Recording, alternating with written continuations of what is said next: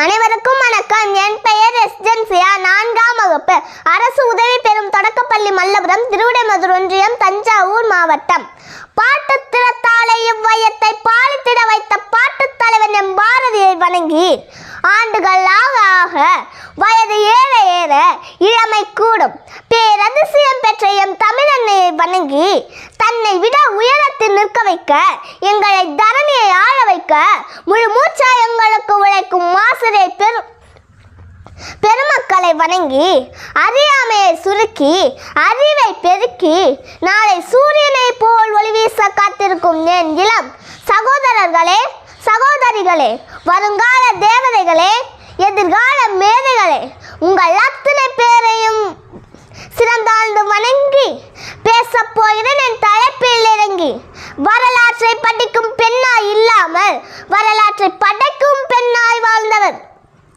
கணவன் கொல்லப்பட்டால் உடன் சேர்ந்து தானும் உடன் கட்டை ஏறும் பெண்கள் மத்தியில் 7 ஆண்டு பொறுத்திருந்து திட்டம் தீட்டி படையை சேர்த்து ஆங்கிலேயருக்கு ஆட்டம் காட்டி சிவகங்கை கோட்டையில் பறந்த ஆங்கிலேயரின் கொடியை கிழித்தெறிந்து மீண்டும் தன் கொடியை பறக்கவிட்ட ஒரு வீர பெண்மணி. இந்திய விடுதலை போராட்ட வரலாற்றில் ஆங்கிலேயருடன் போராடிய முதல் பெண் மட்டுமல்ல, போராடி போரிட்டு அதில் வெற்றியும் கண்ட முதல் பெண். தனது 50வது வயதில் ஒரு பெண் வீரமாக போரிட்டு அதில் வெற்றி பெற்று தன் நாட்டை மீட்டெடுத்து மீண்டும் ஆட்சியில் அமர முடியும் என்று இந்த உலகிற்கு நிரூபித்து காட்டிய ஒரு வீர தமிழச்சி வீரமங்கை வேலுநாச்சியார். வாசமலர் தேடுவதும் ஆடவருக்கு சேவித்திருப்பதும், அஞ்சுவதும் நாணுவதும் மாமையை போல் வாழ்வதும், கெஞ்சுவதும் கிடக்கும் பெண்ணல்ல நான். புணரி நீராடி முளரி தோல் தொடுத்து களறிவதம் புரிய வந்தாலோ, வளரிப்படையையும் சிதறித்தான் ஓட செய்தாலோ, குமரி என நான் பெருமிதம் கொள்ளேனோ. இதனை புது மாதர் ஓர் நாளும் மறவாரோ என்று பாரதியாரும் பாரதிதாசனும் பிறப்பதற்கு பல ஆண்டுகள் முன்னே புதுமை பெண்ணாய் வாழ்ந்து காட்டிய ஒரு வீர பெண்மணி. 1730ஆம் ஆண்டு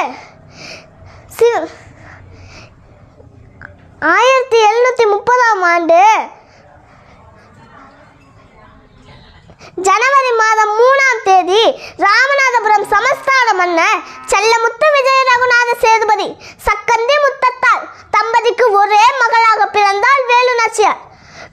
பெண் சிங்கம் போல வேலுநாச்சியாரை வளர்த்து வந்தால் அவரது தந்தை. வேலுநாச்சியார் 6 மொழிகள் கற்றுத் தேர்ந்தார். தனது 16வது வயதில் 1700